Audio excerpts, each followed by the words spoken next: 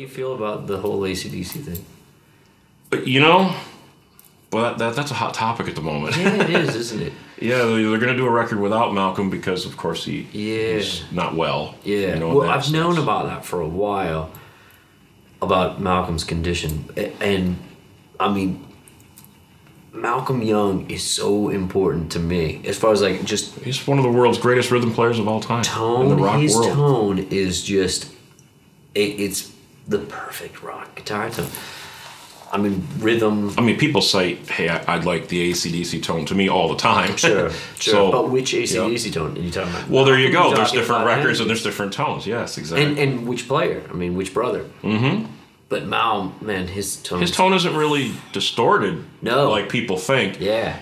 It's big. Yeah. And it's just on the edge of distorting, so it is pretty clean. Yeah. And that's how I said, the way he does how I like my plexis, like the channel 2 or even channel 1 of the R4100. Like I'll set my clean so when it's wide open, it's got some sustain and some dirt on it, but in a very organic way. Whereas channel 3 has that crunch thing, you know, it's like the heavier. And you get all the in-between tones with the by rolling your volume knob guy. Even though you're using 4 channels, you still use the volume knob a lot. Yeah. And with the Daisies, I've been using a single channel, and still, you know, clean, you back it down. Yep. I say this all the time when people call on the phone. They're like, I want you to do a custom mod. You know what I mean? How long is it going to take? And I go, gosh, you know, I don't know. You know what I mean? Because 90% of the time, you know, the work goes by pretty quick, but that last 10% takes 90% of the time, which is that fine line tweaking that, I mean, maybe some guys wouldn't get it or wouldn't bother to do that. But to me, it's that splitting hairs, but that's what we do. That's how I look at what we do is how does it feel? Guys take that time. You know what I mean? Yeah, and it can take, you know, you've got to play on it and then tweak a little bit, and I play on it, tweak a little, and I got to give my ears a break, you know what I mean? What's cool is that it seems to, guys that I meet and I hear amps that you've done that aren't, you know, name guys, and every amp sounds great. Like you take that care with everything you do, and I think you know, it's awesome. something for me that I get. You kind of mentioned this before, alluded to it, where you want it to be inspiring, so that when you're playing, you go to that place that's incredible. You know what I mean? That you lose yourself in the music, you become immersed in it, and to me, that's that.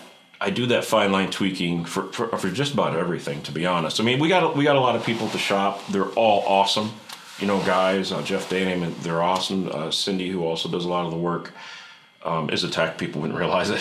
Oh, I didn't know that. Yeah, she does. Yeah. But I do all the last fine line tweaking, or sometimes I do it all. Don't get me wrong, but you know, there's only so much for me to go around. So I like, you know, working with the artists like yourself, so I can come out on site and whatever needs to happen, we can make it happen. You know, that's the idea.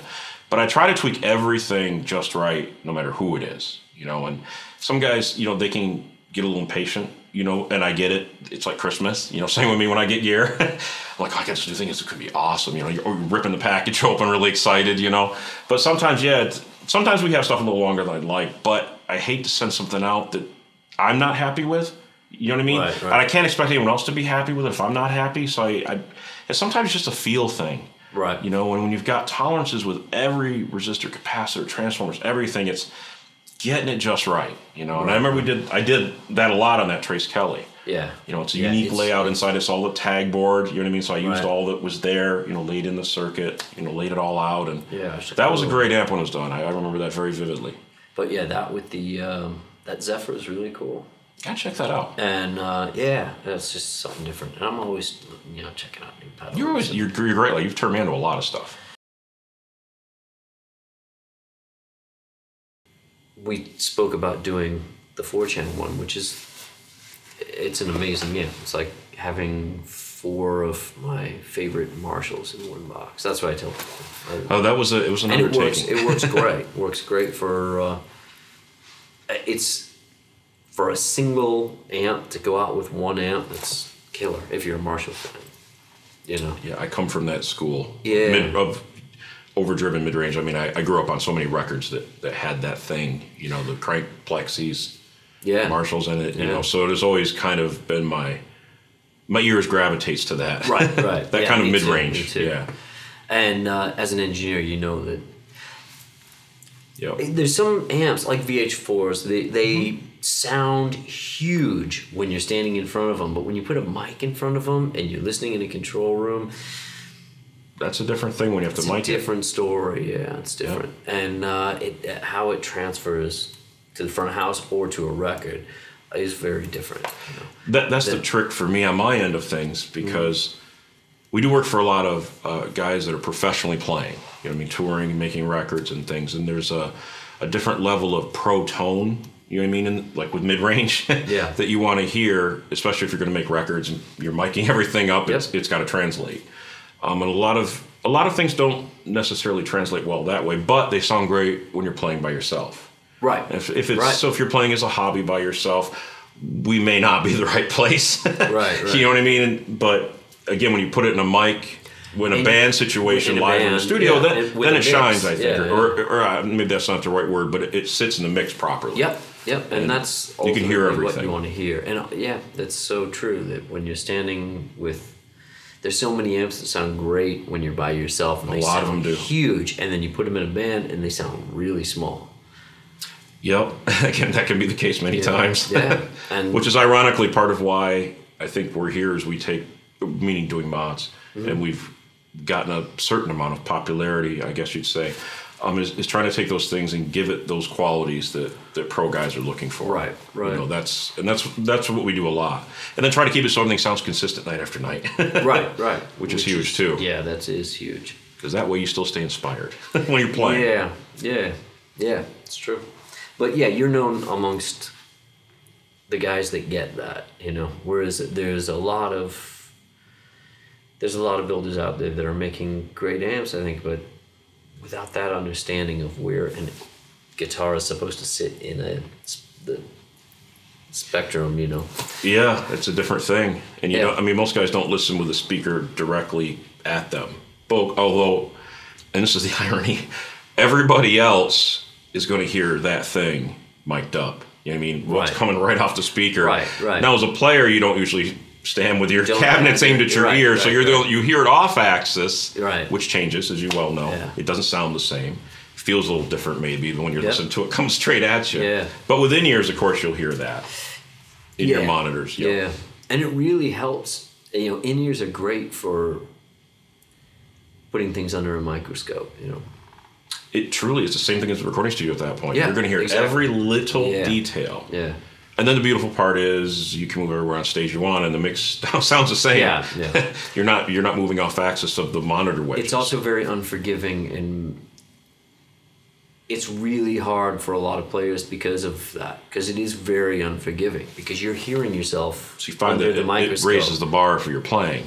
It does, but it also makes you very conscious of everything, of every little bit. So you're not able to... There's not as much looseness then, perhaps. Yeah. I got you. So it makes you play very differently. It makes me play very differently. It makes sense. You're hearing everything, every little nuance, every little detail of every instrument on stage. It's not as much fun. Well, there's that. But you're going to sound better out front to everybody else. That's for sure. You're going to sound better. You're going to be way more consistent. Yep, and you're going to sound better on live recordings and things like that. But, you know, there's something to be said for standing in front of a cabinet and just, you know, you're nothing takes the place of that. You're going for things that you wouldn't normally go for if you were on ears, you know. That's what's fun about playing with the Daisies, is that I'm able to push in a little bit further. That's a great live band, having seen it. And that was great with Thin Lizzy, because playing with Thin Lizzy, I think, was the first time I hadn't been on ears in so long. You know, it might have been a little different initially. Yeah. I mean, it was. I forgot how good it felt to. Oh. Yeah. Nice. Play in front of it. Well, in clubs, that's what you do. You have your rig, you fire it up. And, but even playing clubs like with the Psychedelic Furs or with Low Spit Love, or you know, we still were on in ears. And because it's so much more consistent, and when you're dealing with clubs with different monitor systems every night, it sounds very different. Makes it a lot easier. I mean, from coming up as a player growing up, and then finally you're able to get into a band and you play a club. You know what I mean? It was the old, you got your rig and off you go. You know what I mean? Of course, there weren't any yours back then either. So you know, I had a killer rig when I was playing clubs with my first band. I had an AC30 and a small box 50, and that's a great combination. And that was what a killer. And a junior. Oh man! You bring your volume down, and the AC30 disappears. Yep. And the Marshall gets really clean and chimey and beautiful, as we were talking about before. You know, and that was my tone. You bring the volume up, and the AC30 starts barking, and you know, I love those amps too. I do. And and we're so not known for. I don't think anyone even thinks about us. Goes, hey, I wonder if those guys do Vox. You know what I mean? We're just not true. But I've worked on a lot of the old ones. Yeah. I mean, the transformer types have varied and voltages, but boy, when you get a magical. Well, that little EL84 amp that you made for me. That was kind of like an AC50. That is a really killer amp. Kind of like an AC50. It is. And through a 212 cab, and we did it with the EF86 tube too. Yep. There's just something the rectifier so quintessential to that tube, what it does for that old Vox, yeah, the AC15 or the AC30. It's just so cool. Yeah, they're just hard to not get them to be microphonic. Right. You know what I mean? And to stay, you know, so they're not rattling or screaming. You know what I mean, from the microphonic aspect. But there's also something that's cool in that if you can control it. You know what I mean? When you crank them up, you know what I mean, and you play like that. Yeah, it's right on the edge. That's another amp that I go to pretty regularly.